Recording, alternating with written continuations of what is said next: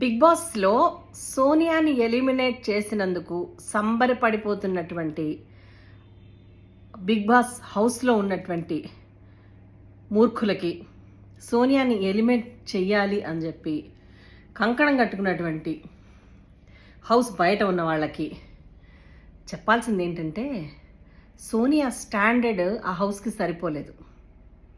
అక్కడ ఉన్న మిగతా కంటెస్టెంట్స్ ఎవరికి గ్రూపిజము, వెనకాల చాడీలు చెప్పుకోవడము, టిపికల్ ఆడవాళ్ళు ఎవరైతే పంపుల దగ్గర కొళాయిల దగ్గర కొట్టుకుంటారో, ఒకళ్ళ మీద ఒకళ్ళు చాడీలు చెప్పుకుంటారో అలాంటి చీప్ మెంటాలిటీస్ ఉన్నవాళ్ళు తప్ప కొంచెం చదువుకుని స్టాండర్డ్ ఉన్నవాళ్ళు, పరిపక్వత పరిజ్ఞానం ఉన్నవాళ్ళు అందులో ఎవరూ కాదు.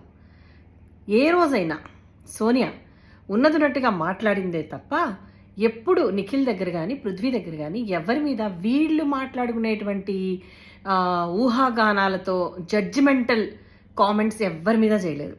అది జరిగిన సిచ్యువేషన్ని ఖండిస్తుంది, ప్రొటెస్ట్ చేస్తుంది, మాట్లాడుతుంది.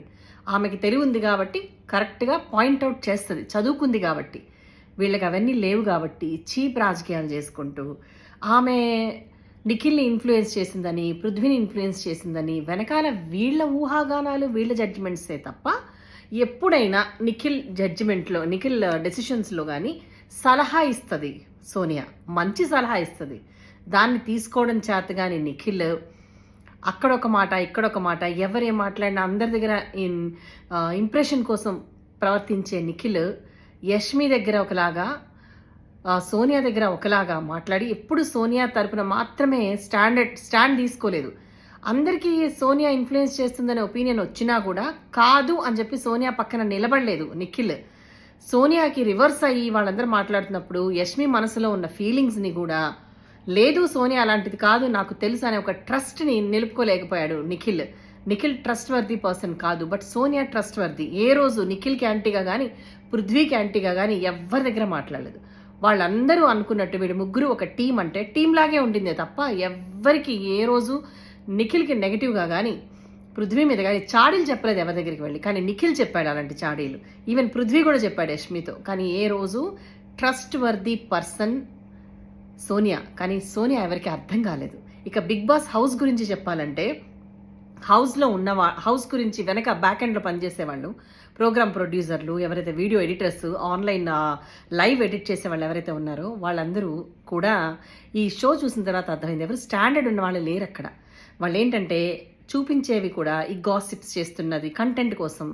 వీళ్ళందరూ కూర్చుని గాసిపింగ్ కంటెంట్ దొరుకుతుంది వీళ్ళకి. లేదా సోనియా వాళ్ళ దగ్గర కూర్చొని చేతులు పట్టుకోవడమో, వాళ్ళని కన్సోల్ చేయడమో, వాళ్ళతో క్లోజ్గా ఉండడమో లాంటిది మాత్రమే కంటెంట్ రేటింగ్స్ కోసం చూపించి దాన్ని ఎక్స్ప్లాయిట్ చేసి ఆమెని తక్కువ చేసి చూపించి ఆమె వీళ్ళతో వాళ్ళతో అందరితో ఉంటుందన్నట్టుగా చూపిస్తే ఈ హౌస్ బయట ఉండేటువంటి దరిద్రపు మెంటాలిటీ ఉన్నటువంటి జనాలందరూ వాళ్ళ మీద అనవసరమైన మీమ్స్ చేసి చండాలంగా వాళ్ళని ప్రొజెక్ట్ చేయడంలో కీలక భాగస్వామ్యం పోషించింది హౌస్ సంబంధించిన బిగ్ బాస్ హౌస్కి సంబంధించినటువంటి టీమ్ ఎవరైతే ఎడిటర్స్ ఉన్నారో వాళ్ళు చూపించిన కంటెంట్ వాల్యూస్ లేని కంటెంట్. ఎందుకు వచ్చింది అంటే అక్కడ వాల్యూస్ లేని పీపుల్ ఉన్నారు, అక్కడ స్టాండర్డ్స్ ఉన్న టీం అక్కడ వర్క్ చేయట్లేదు. ఇక నాగార్జున గురించి చెప్పాలంటే నాగార్జున గారు ఎప్పట్లాగే ఆయన మొత్తం చూసే టైం ఆయనకు ఉండదు.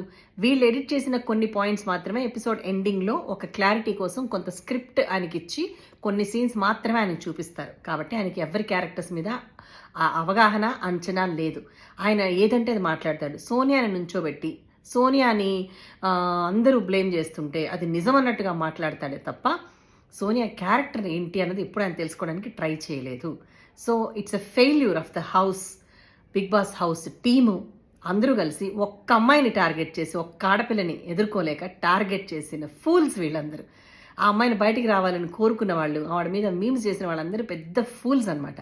సోనియా ఒకటే చెప్తున్నా, ఈ హౌస్ నీ స్టాండర్డ్ కాదమ్మా, నువ్వు అస్సలు వర్రీ అవ్వాల్సిన అవసరమే లేదు. ఇప్పుడు నీకు అర్థమైంది నీ చుట్టూ ఉన్న జనాలు ఎలా ఉన్నారు, ఈ ప్రపంచం ఎలా ఉంది, అజ్ఞానులు ఎలా ఉన్నారు.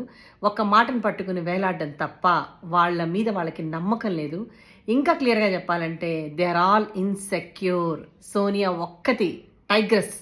ఆమెను చూసి ఇన్సెక్యూర్ అయ్యి భుజాలు దడుకొని భయపడిపోయి ఆమెను ఎలాగైనా వెళ్ళగొట్టాలని కంకణం కట్టుకున్నారు వీళ్ళందరూ. ఇక చెప్పాలంటే నిఖిల్ టీం ఏదైతే ఉందో కొంచెం వాల్యూస్ ఉన్న టీమ్గా వీళ్ళు ఉన్నారు ఈ టీంలో ఉన్న వాళ్ళందరూ. కానీ నిఖిల్ ఫెయిల్యూర్ ఏంటంటే హీఈస్ నాట్ ట్రస్ట్ వర్ది. అందరి దగ్గర బాగుండాలి, అందరి నమ్మకం పొందాలి అని చెప్పేసి ఎవరైతే తన కోసం ఉన్నారో ఆమెని కాపాడలేకపోయాడు నిఖిల్. ఇక పృథ్వీని పెద్దగా సీరియస్గా తీసుకోవాల్సిన అవసరం లేదు. అంత నాలెడ్జ్ అంత ఇది అతనికి లేదు, కన్నింగ్నెస్ కూడా పృథ్వీకి లేదు, స్ట్రైట్ ఫార్వర్డే. కానీ ఇవన్నీ తెలియదు పృథ్వీకి, కాబట్టి పృథ్వీని నేను కన్సిడర్ చేయట్లేదు. నిఖిల్ తెలిసి ఉండి కూడా సోనియాను ఒంటరిని చేసేసి అందరిలో బ్యాడ్ చేయడంలో మేజర్ పాత్ర పోషించింది నిఖిల్. సోనియా చెప్పింది ఏంటి, అతను బయటకు వచ్చి ప్రొజెక్ట్ అయింది ఏంటి, వాళ్ళందరి దగ్గర నెగిటివ్ అవుతుంది కూడా గ్రహించకుండా, సోనియా గురించి ఆ నెగిటివిటీ తీసేయకుండా సోనియాని బయటకు పంపించాడు నిఖిల్. అంటే ఇప్పుడు మణికంఠ కన్నా తీసిపోయిందా సోనియా? విష్ణుప్రియ కన్నా ఇన్ఎలిజిబుల్లా సోనియా? అసలు విష్ణుప్రియ హౌస్లో ఎందుకు పనికొస్తుంది? ఏం చేయడానికి పనికొస్తుంది? పనికి మానిన సొల్లు యాక్టింగ్లు చేయడానికి, చిన్నపిల్లలాగా యాక్ట్ చేస్తూ. She's not innocent, she's very smart. చిన్నపిల్లలాగా యాక్ట్ చేస్తూ పబ్బం గడుపుకుంటూ పనులు చేయకుండా, వంటలు వార్పులు చేయకుండా, ఎవరికి హెల్ప్ చేయకుండా తన ఇన్నోసెన్స్ అనేటువంటి ఒక మాస్క్ వేసుకుని డ్రామా చేస్తుంది విష్ణుప్రియ. చిన్నపిల్లలాగా యాక్టింగ్లు చేసుకుంటూ, పృథ్వీతో రొమాన్సులు చేసుకుంటూ. అసలు ఏమన్నా ఎలిజిబిలిటీ ఉందా విష్ణుప్రియకి హౌస్లో ఉండడానికి? ఫస్ట్ ఎలిమినేట్ అవ్వాల్సింది విష్ణుప్రియ, ఏ మాత్రం అర్హత లేని క్యాండిడేట్. ఇక మణికంఠ కన్నా కూడా తీసిపోయిందా Sonia?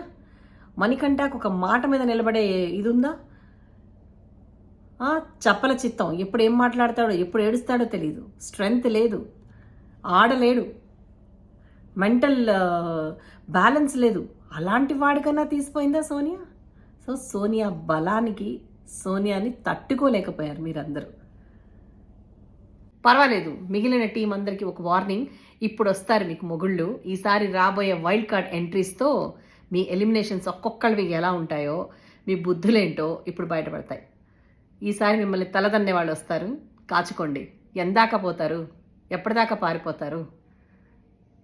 So shame on the team who are remaining in the house. చూద్దాం, ముందుంది ముసళ్ళ పండగ. Sonia, proud of you. ఏం భయపడాల్సిన అవసరం లేదు.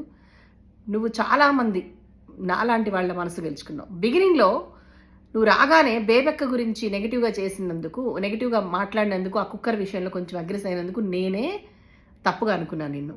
నేనే నీ మీద కొంచెం నెగిటివ్గా వీడియో చేశాను. బట్ ఓవరాల్గా ఎవ్రీడే లైవ్లో నేను చూసిన తర్వాత నువ్వేంటో అర్థమైంది. ఎవరి గురించి నువ్వు నెగిటివ్ ఆశించలేదు, ఎవరిని నువ్వు వీళ్ళలాగా నీచమైన చీప్ కామెంట్స్ నువ్వు చేయలేదు, ఎవరి కీడు నువ్వు ఆశించలేదు. You are true Sonia, don't worry.